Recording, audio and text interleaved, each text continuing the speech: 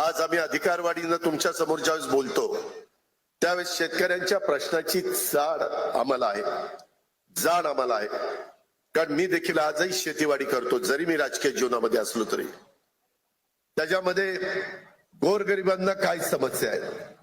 मधल्या काळामध्ये जसं माझ्या गरीब आया बहिणींना एक काही ना काही मदत व्हावी, त्या सक्षम व्हाव्या, त्यांच्याकरता महिला बचत गट, त्यांच्याकरता वेगवेगळ्या बाबी आपण काढल्या, त्याकरता आपण कार्यक्रम घेत असतो। त्यांनी तयार केलेल्या खाद्यपदार्थ वस्तू त्याला महाराष्ट्राची बाजारपेठ मिळावी, त्या जिल्ह्याची बाजारपेठ मिळावी म्हणून आपण प्रयत्न करतो।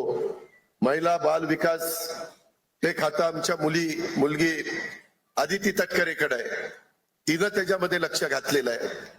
त्याच्यातून लाडकी बहीण योजना आणली, किती आमच्यावर टीका केली। आज देखील हेच मीडियावाले सांगतात ही योजना बंद होणार, ती योजना बंद होणार। अरे ते राज्य सरकार ठरवेल ना, तुम्हाला कोणी अधिकार दिलाय? त्याच्यामध्ये मी अर्थसंकल्प मार्चच्या दुसऱ्या आठवड्यामध्ये सादर करणार आहे ना, त्यावेळेस राज्याचा आर्थिक शिस्त, आर्थिक घडी बसवण्याच्या दृष्टिकोनातून आम्ही पावलं उचलतोय। आज माझ्या लाडक्या बहिणी इथं बसल्यात, मला या सभेच्या निमित्तानं सांगायचंय, कालच मी इथं परतूर मंठ्याला येत असताना 3,500 कोटी रुपयाच्या चेकवर सही केली। 8 दिवसात माझ्या बहिणींना पैसे मिळणार आहेत, फेब्रुवारीचे पैसे मिळणार आहेत। आम्ही शब्दाचे पक्के आहोत, दिलेला शब्द पाळणारी लोक आहोत, परंतु दिलेल्या योजनांचा फायदा पण तुम्ही नीट उचलला पाहिजे। 1 रुपयामध्ये पीक विम्याची योजना आणली, काढली, माझ्या शेतकऱ्याला ती परवडावी, परंतु त्याच्यामध्ये किती चुकीचे प्रकार केले।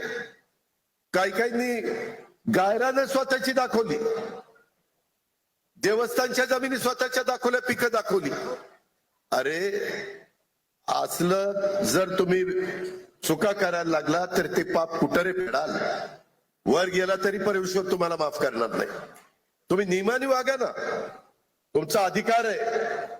तुमच्यावर अन्याय झाला, जरूर तो अन्यायाला त्या ठिकाणी वाचा फोडण्याचं काम, दाद मागण्याचं काम तुम्ही करा। तो घटनेचे शिल्पकार डॉक्टर बाबासाहेब आंबेडकरांनी संविधानाच्या माध्यमातून तुम्हाला दिलेला अधिकार आहे, त्याचा आम्हालाही आदर आहे, तुम्हालाही आदर आहे, आणि त्याच रस्त्याने आम्ही पुढे चाललोय।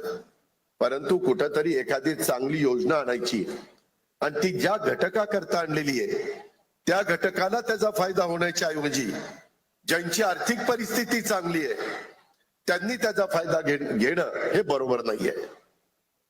हे कुठेतरी थांबलं पाहिजे आणि त्याच्यातून आम्ही पुढे चाललोय। इतर राज्यामध्ये काय चाललंय, कशा पद्धतीने आपण केलं पाहिजे।